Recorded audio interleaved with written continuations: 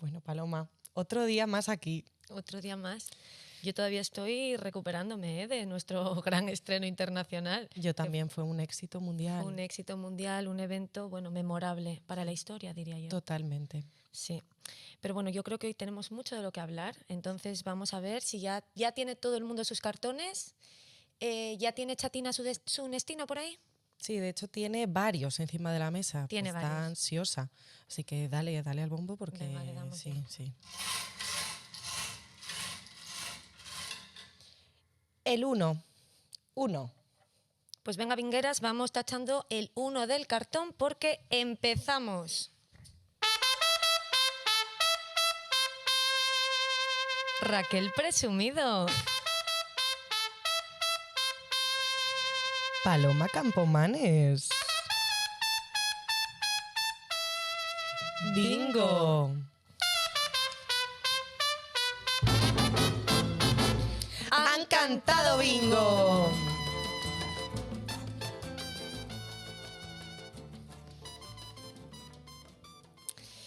El número 1, Raquel. El número 1, podríamos hablar de mil cosas.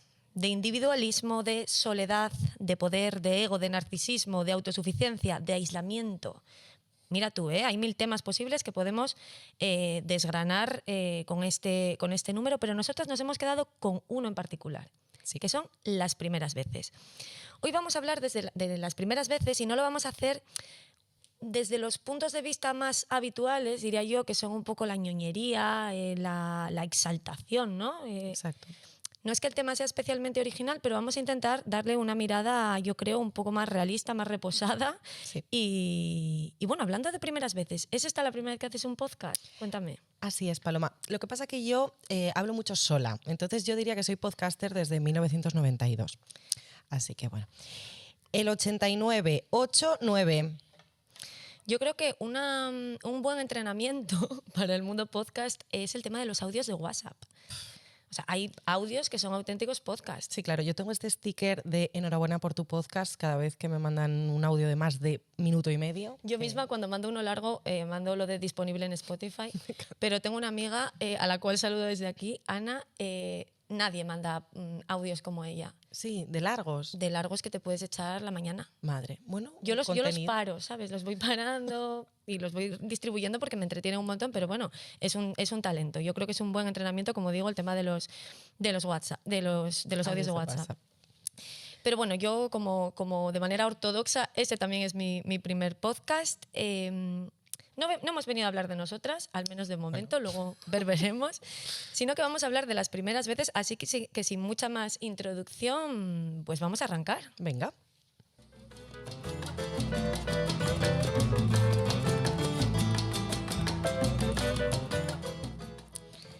Queremos contar un montonazo de cosas, así que voy a empezar un poquito a saco ya. Dale, porque si no, Si nos no, tiramos aquí, nos cierran el bingo. Nos cierran el bingo, Vamos, se nos vuelven quedamos locas. a dormir aquí con Chatina. Total. Voy a empezar a saco, como digo, con un objetivo muy particular. Yo vengo hoy a quitarle brillo, a bajar del pedestal a las primeras veces. Yo creo que todos tendemos, en general, a mitificarlas, en general, ¿no? Pero si las analizamos fríamente y con cierta distancia, date cuenta que las primeras veces no son tan especiales. No lo digo yo esto, que si lo dijera yo, pues me puedes hacer más o menos caso, sino que lo hizo en una mente muchísimo más lúcida y brillante, ¿no? Que es la de Amelino Tom. Es Bueno. una de... La amamos. La Amelino Tom. amamos. Es una chica nueva, ¿no? Que escribe, lleva poco tiempo. Sí, lleva escribiendo. poquito tiempo, novedades. Sí. Bueno, es una de nuestras escritoras fetiche y esto lo dice Amelino Tom no de manera literal, sino ha sido un poco mi lectura en su maravillosa novela breve Metafísica de los tubos. Si no lo sabéis, yo hago un pequeño resumen contextual. Amelino Tom es una grandísima escritora, como digo, de novela breve, belga pero criada en Japón, con lo cual pues toda su creación literaria, ¿no? Está un poco atravesada por esa mezcla de culturas y un poco ese choque también cultural que existe entre Oriente y Occidente y demás. Yo me enamoré, la verdad, de su literatura con Estupor y Temblores, fue el primero también. que leí. Sí. Además me acuerdo, mira, voy a enseñar aquí, compilado, ¿no? Que está publicado por Anagrama.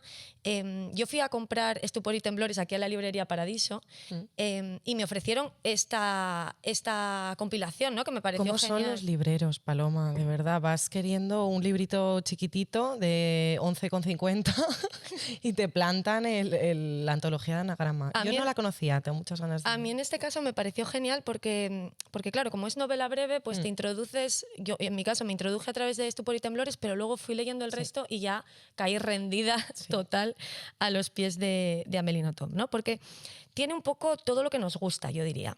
En su obra en general hay ironía, hay reflexiones profundas, pero que tienen un punto de cotidianidad muy, muy interesante, tienen un punto también de excentricidad y toca temas como el placer, el poder, la belleza, el deseo o la identidad, ¿no? Como digo, todo lo que nos gusta aproximadamente.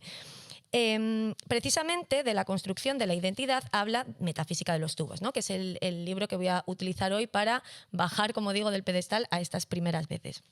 A mí me encantó. ¿Tú lo leíste? Yo no lo leí. De hecho, me vas a hacer spoilers, Te voy a hacer seguramente. algún spoiler, pero bueno, me voy a quedar con trozos o con extractos muy concretos, como digo, para llegar al punto al que quiero llegar con esta conversación. A mí me pareció fascinante, ya no solamente por lo que cuenta, ni por cómo lo cuenta, que es la leche, como digo, es una mente privilegiada, sino porque prácticamente, o esa es la lectura que hice yo, hace una exploración filosófica en torno a las primeras veces. Vale. Cuando decidimos que íbamos a tocar este tema, el de las primeras veces, yo tenía un montón de ideas, bueno, un montón de bocetos, ¿no? o de planteamientos por los que tirar, pero casualmente empecé a leer este libro y dije, joder, está todo aquí. Vino genial, sí. Es que lo descarté todo lo demás. Dije, está todo aquí. Gracias, Amélie, me quedo con esto. El guión me lo has hecho tú. Con lo cual, si esto en algún momento monetiza, le tendremos que pasar royalties. Absolutamente, Amélie. Dale. El 34, 3, 4. Venga, siguen por ahí, concentradísimas, fenomenal. Pues ya lleva 3 nestinos, así que Ella bueno. es que no para, es una cosa... No para, déjala. Bueno, a lo que iba, Cuéntanos. que si no, las primeras veces no son tan estupendas como nos las han vendido y yo te lo voy a demostrar con 5 características de las primeras veces que Amélie Nothomb expone en este relato, ¿vale? Estoy diciendo todo el rato Amélie y me estoy acordando de Amélie, la francesa petarda. No, por favor. No la puedo soportar. No. Encima el otro día cuando... Fresas, comiendo fresas así con los dedos. Total, contando los orgasmos de la gente. Mano en saco de faves. No De lo repente. trabajamos tampoco. No lo trabajamos. Encima el otro día en el primer episodio, en el episodio 0, perdón, cuando estaba hablando de Florence Given, tú mencionaste el arquetipo de la Manic Pixie Dream Girl. ¿Hay alguien más arquetípica No, claro. que Amélie? Yo creo que es el mito fundacional Completamente. de la Manic Pixie Dream Girl. Mira, sí. la voy a llamar, a partir de ahora voy a decir Amelia. Amelia. ¿Vale? Porque si no, me acuerdo de Amélie y porque Nothomb lo pronuncio fatal, entonces Perfecto. Amelia. Nos entendemos así. Amelia. Venga, pues voy a recoger todas estas características que Amelia expone en su Metafísica de los tubos. Vale. Tomad nota, queridas vingueras, porque esto es aprendizaje de primerísimo nivel. Primera característica de las primeras veces. Dice Amelia, en muchas ocasiones, bueno, esto digo yo, en muchas ocasiones las primeras veces son accidentales. Ella lo expresa de esta manera mucho más interesante y maravillosamente escrita, ¿no? Dice, nadie desea creer en los accidentes. Estos, ya sean la expresión de una fatalidad exterior, lo cual ya de por sí resulta cargante, o del azar, lo que todavía es peor, son rechazadas por el imaginario humano. Si alguien se atreviera a decir, a la edad de 1 año di mis primeros pasos accidentalmente, o un día el hombre jugó a ser bípedo accidentalmente, le tomarían inmediatamente por chiflado. La teoría de los accidentes resulta inaceptable. Me encanta. Es que me encanta esta mujer. Me encanta porque tiene toda la razón. O sea, la mayor parte de las veces es algo accidental, pero tenemos que contarlo como si fuera algo que tiene que ver con el destino, ¿no? Ese día tenía que ser la primera vez Exacto. que me pasara.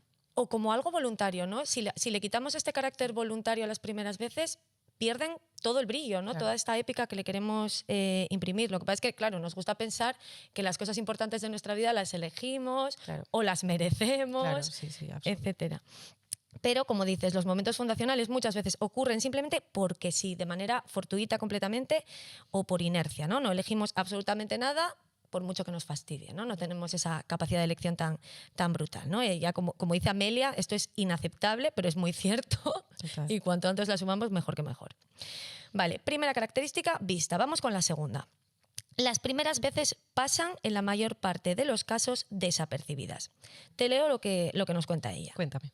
Ella dice, no se conservan documentos referidos al primer día en que el primer hombre se puso de pie por primera vez, ni del día en el que el hombre comprendió por fin la muerte. Los acontecimientos más fundamentales de la humanidad han pasado casi desapercibidos. Total. Y yo cuando estaba leyendo esto, no hablo de un acontecimiento fundamental de la humanidad, pero es de un acontecimiento que quizás es importante para el día a día, por ejemplo, de una familia, ¿no? Yo me acordé de la típica madre de la película americana que sufre como una perra porque se pierde las primeras palabras de su hijo. Sí, siempre es una madre. El padre no le molesta tanto perderse esas primeras palabras, ¿no? Él está otra cosa, ¿no? Efectivamente. Pero la madre no puede soportar que ese momento tan importante pase desapercibido a sus ojos, ¿no? Claro. Si esa madre hubiera leído a Amelia, ¿no? Y hubiera leído esto, se habría ahorrado un disgusto, Raquel. Absolutamente. Porque es que los americanos no leen franceses. No, entonces, bueno, no leen. Voy a eso, iba a decir eso, pero estaba intentando ser más prudente. No pasa nada. No. Las primeras veces, como te digo, no suelen tener testigos y está bien, no pasa nada. Piénsalo así, es que ni siquiera nosotros a veces somos conscientes de que estamos atravesando una primera vez. No es todo tan, ¿no? tan significativo, sucede y ya está, ¿no? Entonces, yo creo que estamos muy equivocados cuando damos por hecho que esas primeras veces suponen un salto enorme, una transformación radical, un antes y un después, que todo el mundo tiene que estar ahí como para aplaudirnos. No ocurre así.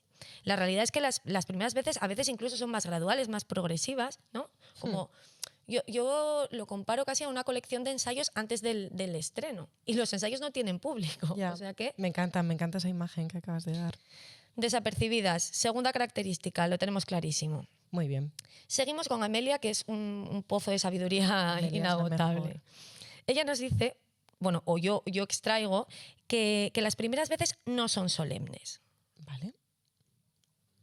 Ella no lo dice así, pero lo expresa de esta manera, que es, por supuesto, mucho más interesante. Ella dice, a los 2 años y medio, un humano tiene la obligación de andar y hablar. Conforme a la tradición, empecé por andar. No era nada del otro mundo, ponerse de pie, dejarse caer hacia adelante, sostenerse con un pie y luego repetir el paso de baile con el otro pie. Y ya Sencillo, está. ¿no? Sencillo y libre de toda solemnidad, ¿no? Ella, a mí me encanta porque utiliza la metáfora del caminar, pero es una idea que podemos aplicar a todo prácticamente. Sí, ¿no? me recuerda a esto de las instrucciones para subir una escalera de Cortázar, de Total. pon un pie sobre, ¿no? Como vete, o sea, como un manual de instrucciones, pero de algo que no es tan sencillo, ¿no? Ahora lo tenemos automatizado, pero... Justo. Sí, yo también pensé en esa imagen cuando lo estaba leyendo. Y la realidad es esa, ¿no? Que las primeras veces no son tan solemnes, muchas veces son más atropelladas, más torpes, más caóticas, más desordenadas. Yo no quería caer en el cliché de hablar de la primera vez sexual, ¿no? Que es como un poco lo típico, ¿no? Queríamos evitarlo porque es lo primero que se te viene a la cabeza cuando piensas en la primera vez, ¿no? Claro, es que la primera vez, cuando tú dices la primera vez a secas, ya todos pensamos en esa primera vez y no en otras. No quería caer ahí, pero en este punto lo tengo que hacer. Porque, a ver... Es que esto es un melón. Piensa en tu primera vez, Raquel, y atrévete a decirme que fue solemne, transformadora, hubo violines, No hubo una conexión espiritual perfecta. En absoluto. No voy a decir lo que... Había un grafitero y poco más. No, pero yo quiero decir, aquí sí que es súper aplicable lo que dice Amelia, ¿no? De que son graduales, porque ¿qué es la primera vez? También, ¿no? O sea, estamos pensando siempre en el coito, ¿no? Claro, exacto.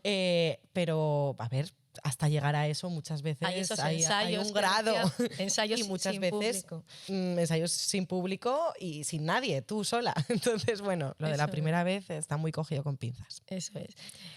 Lo que pasa es que también, y esto lo tengo comentado con otras personas, a veces piensas en tu cabeza, o el recuerdo que te queda es como mucho más maravilloso porque la memoria es un edulcorante muy potente, ¿no? Absolutamente. Y nos sesga completamente los recuerdos, pero la realidad es que no fue así, como te digo, no había violines, No. esa conexión maravillosa no existió. Me encantaría que hubiera violines, sería más decadente la escena. Sería todavía. muchísimo mejor, Un cuarteto de grafitero y violines. Un cuarteto de cuerda ahí y el grafitero. Total. Pero bueno, nada de eso existió y lo mismo, hay que asumirlo con deportividad y seguir para adelante. Cuarta característica. Las primeras veces, aunque no siempre tienen testigos, sí están condicionadas por otras personas, ¿no? Vale, a ver. A mí, el extracto que te voy a leer ahora es probablemente de lo más de mis favoritos de este libro, ¿no? O sea, me reí en voz alta. A ver. Ella dice, hablar planteaba un problema de protocolo. ¿Por qué palabra empezar? Yo habría elegido gustosa el vocablo no, un vocablo tan necesario como marrón glacé o pipí, o bien uno tan hermoso como neumático o esparadrapo, pero notaba que aquello habría herido susceptibilidades. Los padres son una especie susceptible. Es necesario ofrecerles los grandes clásicos que les proporcionan el sentimiento de su importancia. No quería llamar la atención, así pues, adopté una expresión beatífica y solemne y por primera vez vocalicé los sonidos que tenía en la cabeza. Mamá. Éxtasis de mi madre. Y como tampoco se trataba de humillar a nadie, me apresuré a añadir, papá, enternecimiento de mi padre. Me felicité por mi elección. ¿Para qué complicarse la vida si ninguna otra primera palabra podría haber colmado tanto a mis progenitores?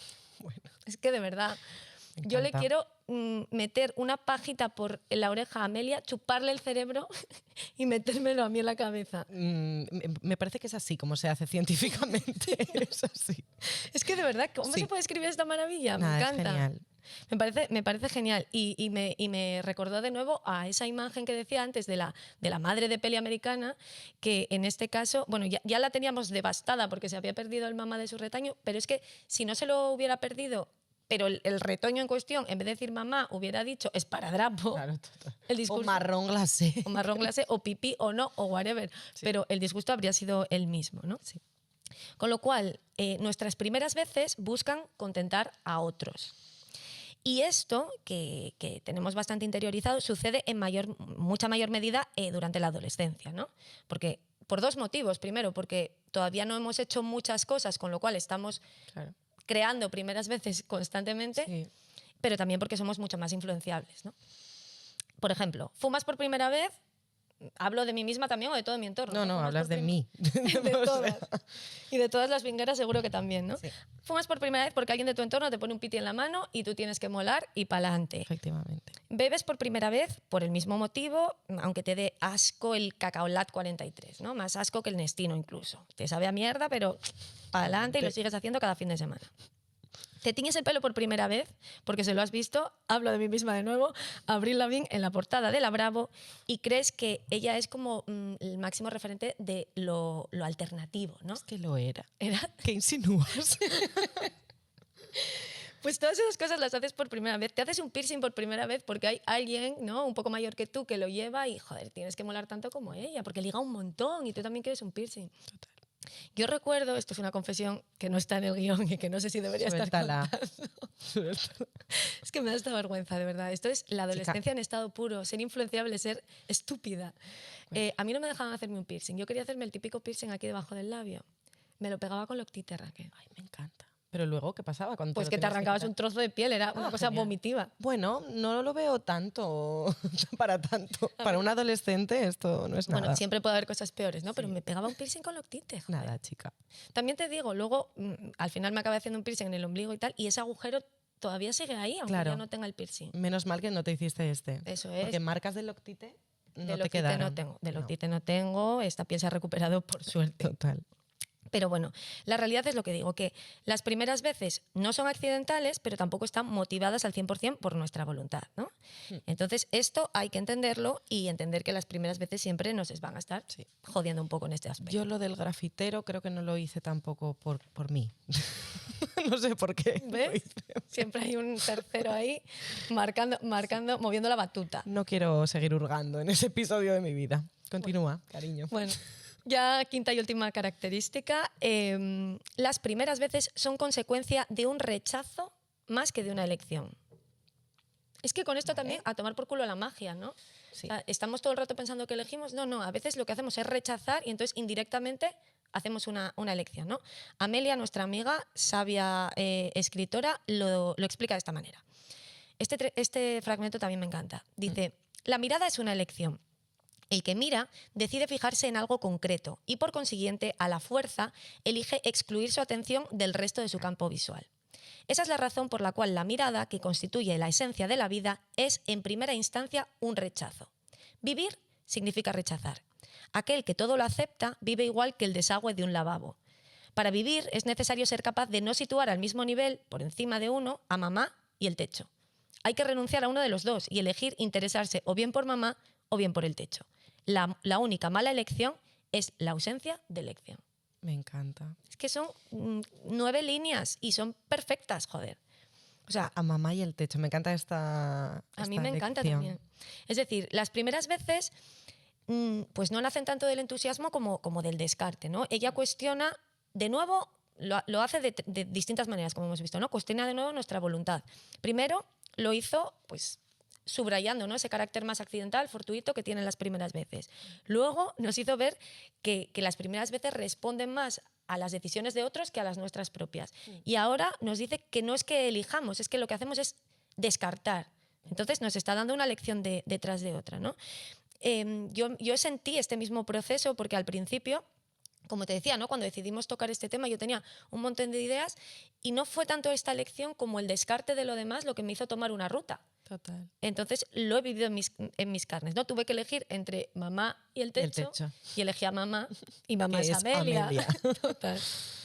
Entonces, con esto ya voy a terminar. Creo que con todo esto sobre la mesa, lo que ya podemos corroborar es que efectivamente las primeras veces no son tan ideales como muchas veces nos pensamos, y restarles esa épica y ese carácter mítico, ¿no?, no las hacen menos interesantes a nivel al menos individual, ¿no?, porque son, oye, vivencias propias, vivencias íntimas que cada uno tiene y que valora según su propia escala. A lo mejor para mí este episodio 1 es transformador, ¿no?, y me cambia la vida, y para ti ese momento fundacional sucede en el tercero o en el cuarto, o no sucede nunca, que también puede ser. Total. O sea, tenemos esa libertad. No siempre las primeras veces son aquellas que nos definen, a veces son otras, ¿no?, donde encontramos ese punto de transformación. Aunque te diré que yo siempre recordaré la primera vez que leí a Amelia. Hombre. Y la primera vez que leí Metafísica de los tubos.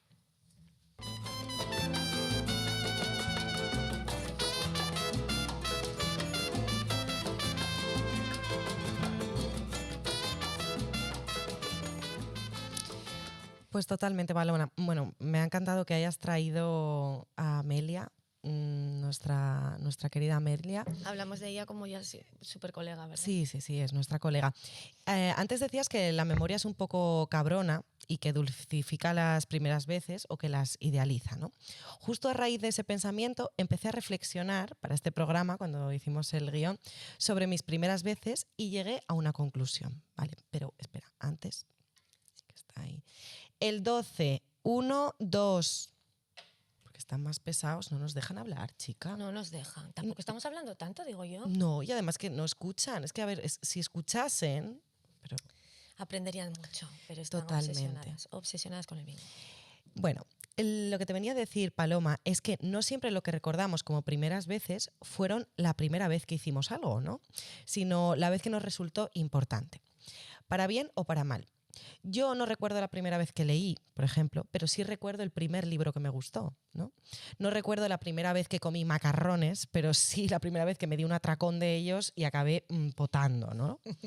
No recuerdo mi primera clase en la universidad, pero sí la primera vez que me interesó una. Todas esas pequeñas primeras veces ficticias forman lo que es mi relato o mito fundacional. ¿Sabemos lo que es un mito fundacional, Paloma? Cuéntamelo. A ver, cuéntanoslo a todas. Que escuchen ellas también al fondo, no que se están van a despistadas. No se van a enterar, pero bueno, yo con que estés aquí, amiga, ya Yo me te vale. escucho a tope. Gracias. Soy tu mayor fan. Porque si no... Es una narrativa simbólica, el mito fundacional, ¿vale?, que explica el origen de algo, a menudo, normalmente, de una civilización. Está el ejemplo, ¿no?, de Rómulo y Remo para hablar de la fundación de la ciudad de Roma. La tienes en mente, ¿no? Sí. La loba que alimentó Capitolina. la loba capitolina, etc. Vale. ¿Quién más, además de las ciudades, tienen mitos fundacionales? A ver. Cuéntame. Bueno, pues indudablemente los superhéroes. ¿Te esperabas que yo fuera a hablar de superhéroes? En absoluto, pero es que esto es una caja de sorpresas. Yo tampoco, esto solo pasa en el bingo, ¿no? Sin ser yo nada de eso, pues os voy a hablar un poco de los superhéroes y de los mitos fundacionales de los superhéroes. Por ejemplo, Paloma, ¿sabes cuál es el mito fundacional de Spider-Man? Spider-Man, lo de la araña, ¿no? Sí. Peter Parker es mordido por una araña radioactiva y obtiene poderes. Bruce Wayne presencia el asesinato de sus padres en un atraco en Gotham City y acaba siendo Batman, ¿vale? Si te preguntase cuál es tu mito fundacional, me hablarías, quizás, voy a asumir, ¿vale? De la primera vez que enterraste a un ser querido, de la primera vez que tuviste miedo de perder un trabajo, de tu primera ruptura, bueno, de aquella vez que te mordió una araña radioactiva también. Sí, luego, así escalo yo ahora. Claro. De todos los villanos con los que has luchado, ¿no? La muerte, la soledad, el miedo. Y todo esto estaría tintado por un tono mítico, no alineado con mentiras puras y duras, pero sí pervertido por la memoria y por la ficción que nos contamos a nosotros mismos sobre quiénes somos, ¿no? Yo invito a las vingueras, ¿vale?, a que en sus citas de Tinder no pregunten en absoluto si el chico o la chica escala, porque seguramente sí escale, porque todo Tinder escala, basta ya, ¿vale? Si tiene una camper, si bebe Nestino, que no pregunten esas cosas. Hombre, lo del Nestino puede ser bueno, una eso también interesante. te puede dar mucho rasgo de personaje. No, que pregunten cuál es tu mito fundacional. ¿Vale? Esto es lo primero que tenemos que preguntar. Y me encantaría que luego nos contaran las respuestas, por favor. Claro. Eso es para abrir otro consultorio aparte. Por Dios, que nos envíen las respuestas que les contestan a eso. Porque... Bueno, parte de mi mito fundacional fue esa primera clase de universidad que decía antes, que no fue la primera, sino la primera vez que me interesó una clase, ¿vale? Fue en la asignatura de semiótica, a la que llegué sin tener ninguna noción de lo que era esa palabreja rara. Las clases las impartía Raico González, que era un discípulo de Humberto Eco, cuidado con la UBU, con la Universidad de Burgos, que tenía un caché, fía. Joder. Bueno, pues la primera clase que recuerdo comenzó con un treintañero barbudo hablándonos de Superman, ¿vale? Ya para empezar. A ver, es lo que tiene estudiar comunicación audiovisual. Eso es un... ¿Qué pasan estas cosas? En derecho, revoluto. si hubiera estudiado una carrera de verdad, no hubiera pasado eso, ¿vale? Citaba el libro Apocalípticos e Integrados de su maestro Eco para hablarnos del tratamiento temporal en los cómics de Superman, concretamente. Recordemos el mito fundacional de Superman. Nace como Kal-El en Krypton y es enviado a la Tierra antes de que el planeta explote. Es criado por los Kent en Kansas como Clark, con el nombre de Clark. Cuando y descubre, gafas, ¿no? Eso es. Y descubre que posee poderes extraordinarios. Así que decide usarlos para proteger a la humanidad, guiado por un fuerte código moral, porque él era así, ¿vale? Era así. Dice Eco que Superman es un héroe mítico por excelencia y por tanto destinado a la imposibilidad de desarrollo, ¿vale? Un poco lo mismo que le pasa a los Simpson, y esto ya es de millennial absoluta, hace referencias de los Simpson. Mis alumnos no saben que son los Simpson siquiera. No, tremendo. ¿De verdad? Sí, claro. ¿En serio? O sea, saben lo que es. Pero le suena como una cosa antigua. Sí, como a nosotros, no sé, no te sé ni decir. ¿Me dejas? Como el cine de Chaplin. ¿En ¿sabes? serio? Sí. Ay, madre, me dejas muerta. Es tremendo. Pensé que Los Simpson era como una cosa tan universal. No, de hecho yo pensé en ponerles en clase alguna referencia, porque hace muchas referencias en Los Simpson a cine, literatura y tal. Nada, unas caras hasta aquí. O sea... Como en plan, porque esta jarta me está poniendo estos bichos amarillos, no entiendo nada. En fin. Bueno, como decía, un poco lo mismo que le pasa a los Simpson, ¿no? Que siempre llevan la misma ropa y no envejecen, ¿no? Está destinado a la imposibilidad de desarrollo, el personaje destinado a no desarrollarse.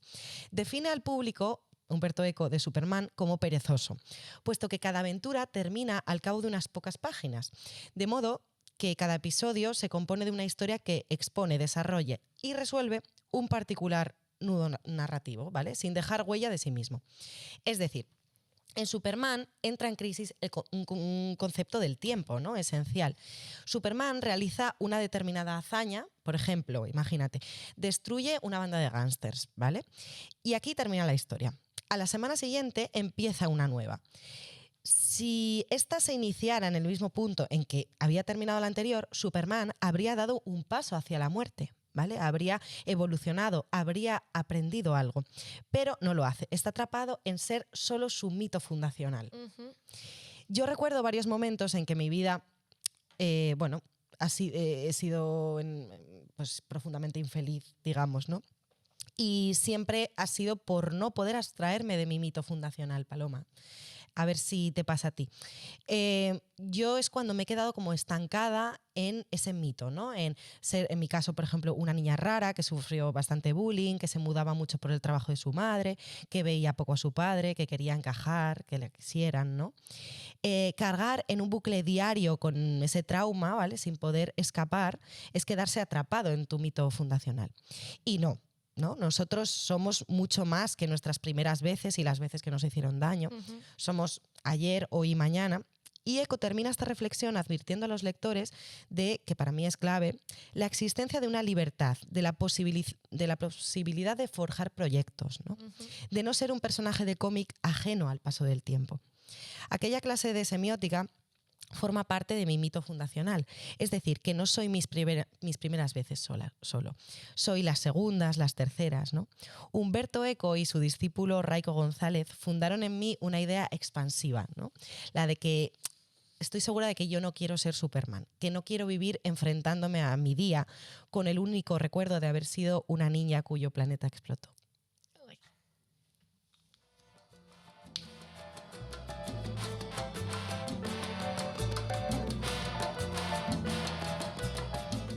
Qué bonito, Raquel. Es que yo cuando me pongo ñoña lo siento, Te pones ñoña, pero te pones... ¿Cómo se nota la pluma? Me ha encantado y me ha gustado también la manera de vincular un tema que a priori no nos resulta a ti, a mí al menos particularmente interesante, como es ese mundo de los superhéroes, ¿no? Que está muy vinculado a la acción y tal, con algo tan profundo y tan... No sé, me ha tocado el corazón. Muchas gracias. Y también te digo, qué importantes son los buenos profes, ¿eh? Uf, pero absolutamente. Para que de repente una disciplina que a lo mejor a priori no te interesa demasiado te apasione o al contrario, O al ¿no? contrario, odiarla. Sí, sí. Y en la universidad además, desgraciadamente, hay mucho dinosaurio con apuntes amarillos Sí, que te jode la vida. Total, es que hace que generes un rechazo brutal hacia cosas que a lo mejor a priori te podían interesar, ¿no? Totalmente.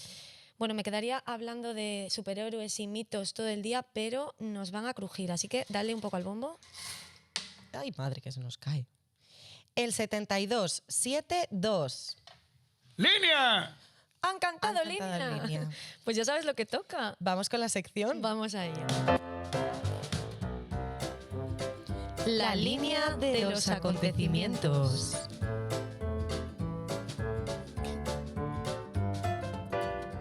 Me pregunto si nuestras vingueras más sensibles habrán percibido que hemos hecho una pequeña evolución en esta cortinilla. Hemos hecho un ajuste porque no nos gustábamos a nosotras. Yo estaba obsesionada también con eso.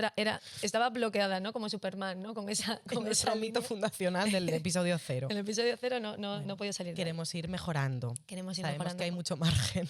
Mucho margen de mejora.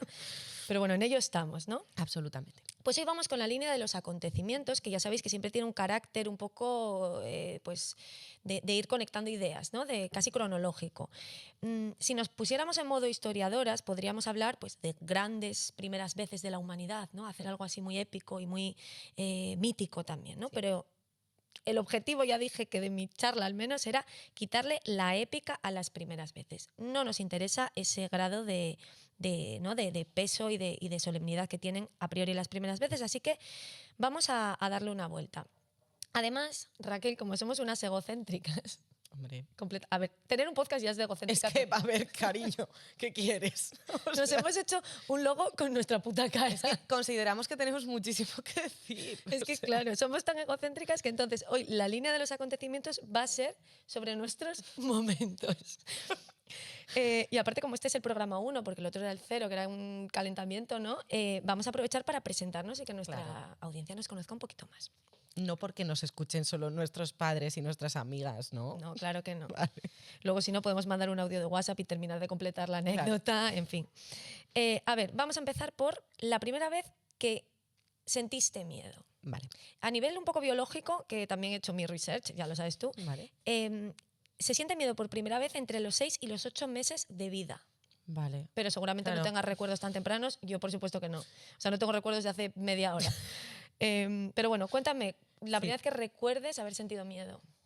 A ver, yo, claro, lo recuerdo ya avanzadito, o sea, como con 5 o 6 años. A mí me daba muchísimo miedo, tía, no sé si te pasaba a ti, ¿recuerdas esta serie?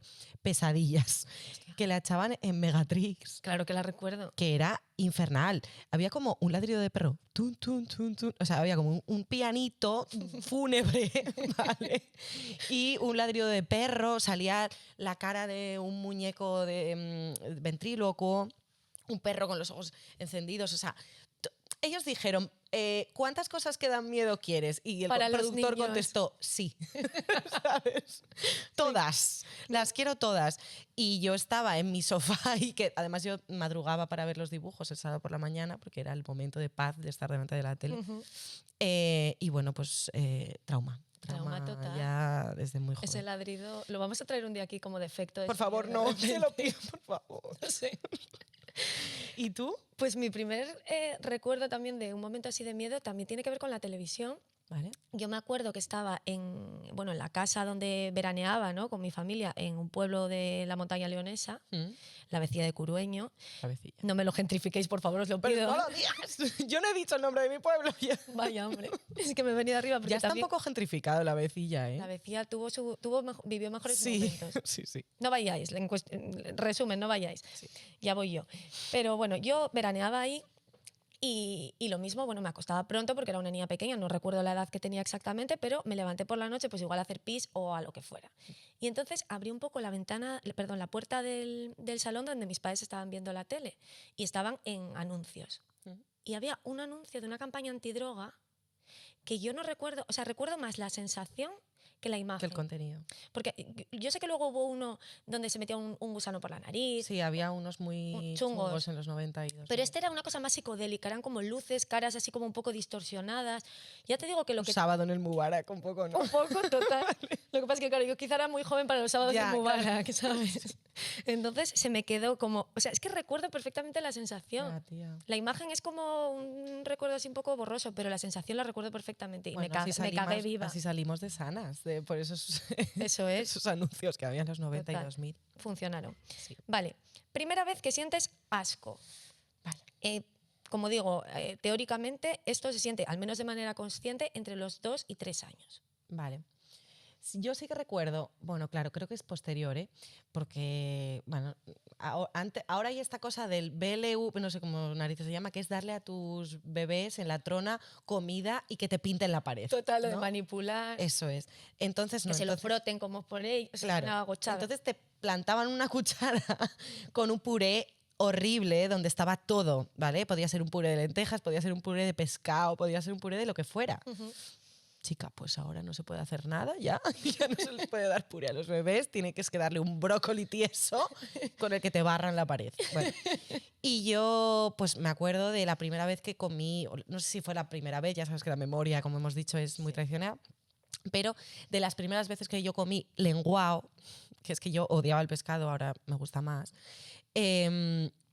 y además era una época en la que el pescado no estaba tan... Ahora no llevaba tantos microplásticos, me gusta más ahora. Ya. Yo creo que es el plástico que le da un sabor Le da un especial. touch. Sí. Pero bueno, la cosa es que mi abuela me ponía el pescado para comer y no me lo comía, y me lo ponía para cenar y no me lo comía, y ese pescado ya hablaba al día siguiente y no me lo comía. Y a mí me han llegado a poner el pescado a lo mejor 2 o 3 días estuve... Ya. A ver, mareando un poco. Y ellos querían estar hasta el final con su estrategia. A mí me lo hacían también. Es Claro. que era un tipo de disciplina que yo creo que ahora ya no existe. Falta un poco. Yo no sé, no voy a No, juzgar no aquí. vamos a ser carcas No, aquí. no, pero... Ya a es mí- carca decir carca. Pero ya te digo que a mí me lo hacían y yo recuerdo haber desayunado lentejas con lágrimas. Claro, ¿Sabes? De es esto que que te sabes salado de todo lo que estás llorando, como con mocos. Lenteja, moco, lágrima, todo un Todo. engrudo. Eso para desayunar. Sí, sí. En fin. En fin. Yo la primera vez que sentí, no, la primera vez que recuerdo o esas situaciones que recuerdo con asco, es que yo era una niña un poco repelente, ¿vale? Bueno, yo también. Relamida. A ver, no nos ves ahora como somos como adultas. Oh, qué horror. Bueno, pues yo me daba mucho asco comer helado y que me chorreara por la mano. O sea, me daba un asco que me moría. Entonces yo elegía el helado no por el sabor, sino por el formato. Me encanta. Si me chorraba no me gustaba porque es que me ponía de los putos nervios. Tú yéndole a la kiosquera de la vecilla, perdona, Bueno, dame es que el micolápiz, por favor. En la montaña porque me leonesa chorrea. están pa tonterías. Claro, ¿sabes? sí, o sea, no les vayas con pijadas. Pues yo me acuerdo de que tomaba mucho calipo, que no es que me encantara, pero como tenía como Sí. la fundita, ¿sabes? Sí, que la funda. recogía lo que viene es el, Sí. el chorretillo, Sí, pues me gustaba ya. más. Yo es que los comía con mucha ansiedad, siempre tenía mucha ansiedad, entonces era como en No dos se te- bocados. no se te derretía, No daba tiempo. no daba tiempo. No. Mira, habría sido otra buena táctica. Sí. Vale, sigamos con esta línea de los acontecimientos. Raquel, primera decepción. Vale. Mira, en Metafísica de los tubos, y con esto ya termino con la chapa de Amelia, pero es que me ha gustado también este extracto que dice: acababa de enterarme de la terrible noticia a la que un día u otro todo humano tiene que enfrentarse. Lo que amas, lo perderás, ¿no? Y ella se decepciona tremendamente cuando es consciente de este hecho, ¿no? Ya. Que esto es algo mucho más categórico. Yo te iba a contar que lo mío fueron los Reyes Magos. Bueno, lo mío también, estaba pensando. Sí, ¿no? Cuéntame. Pues lo que yo más amaba, o sea, yo era una fanática de Lo los que Reyes. más amabas era los 3 Reyes Magos de Oriente. Pero no por los regalos, o sea, yo la ilusión, de verdad, Ya, la ilusión con la lo que yo puedo vivía entender. aquellas noches era loquísima. Y por la mañana iba al puerto y venía, y yo iba, bueno, con mi amiga Naya y con mi hermana Carlota íbamos con una pancarta que ponía "Te quiero Melchor", o sea, teníamos Además, Melchor. Melchor. A mí es que yo era de Baltasar. Pero yo me comportaba con los Reyes Magos como con los Backstreet Boys, o sea, mismo nivel de fanatismo. Grupi de Oriente. Grupi de Oriente a tope. Me encanta. Entonces, claro, yo, imagínate, toda esa ilusión, ¿dónde la meto ahora, no? Cuando se me acaba. Una profesora del colegio me quitó la ilusión. ¿Qué dices? Sí, no voy a decir su nombre, ya he dicho lo de la vecilla, ya me he ido Ya. de la lengua. Pero sí, no se lo perdonaré jamás. Bueno, normal. Manuela Carmena. Normal.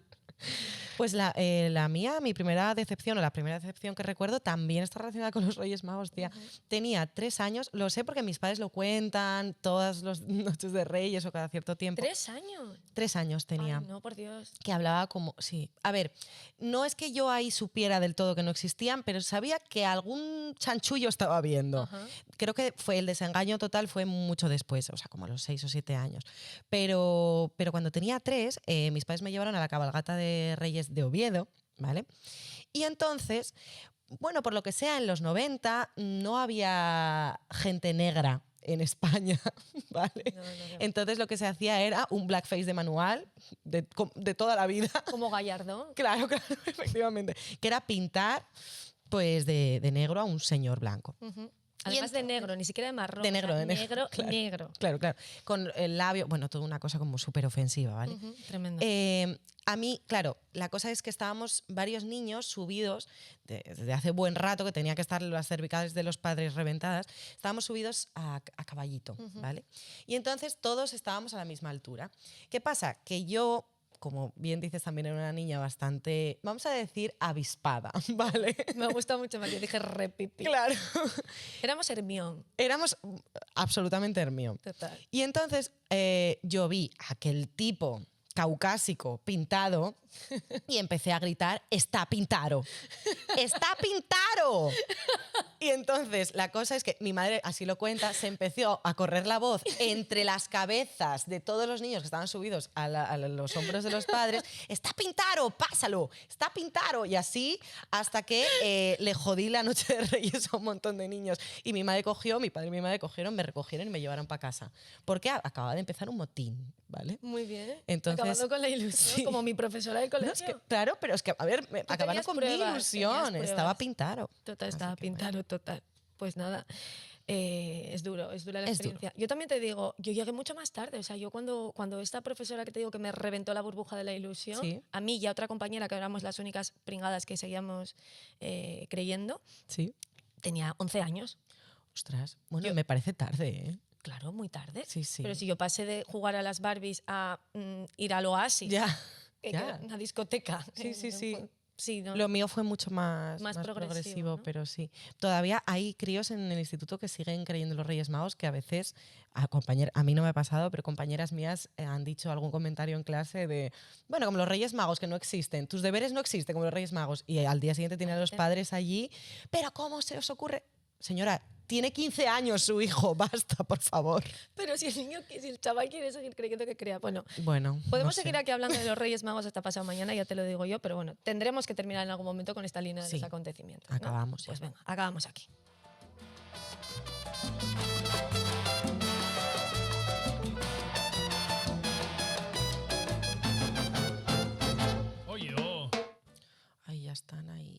nerviosos. Tranquilito. Tranquilo. Bueno, esto sabes por qué es, ¿no? Porque el otro día hicimos una promesa. A ver, Chatina, como no le demos el consultorio, Ella se nos olvida, funa. se olvida algunas cosas, pero No.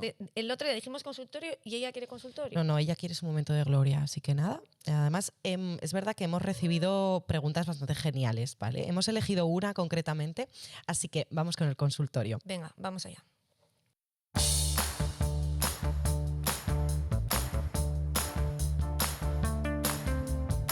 El consultorio de Chatina.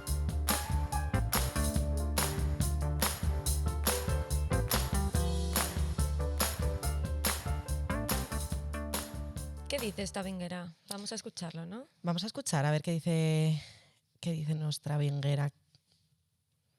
Chatina, el otro día escuché que bebes Nestí con vino, y me sonó genial. ¿Cuál es la proporción exacta para que me quede tan rico como a ti? Me encanta la pregunta. Ni siquiera yo tengo la respuesta. Yo O sea, lo que es las proporciones, No, a mí solo me lo embutió en la boca, pero ya está. pues nos viene bien entonces. Mira, a ver. ¿Qué dices, Chatina? Mira, guapín, el Nestino tiene su ciencia, ¿eh? Que la gente cree que ya echar cualquier cosa en un vaso y para adentro. Y no. Eso hay que tener mano, como con la fabada. Yo lo hago así. De toda la vida del bingo. Primero llenas el vaso con bastante hielo, que suene clonk, clonk, que eso ya anima. Después echas más Nestea que vino, ¿vale? Más o menos 2 partes de Nestea y una de vino tinto. Vino normalín, del que venden en Brick si hace falta.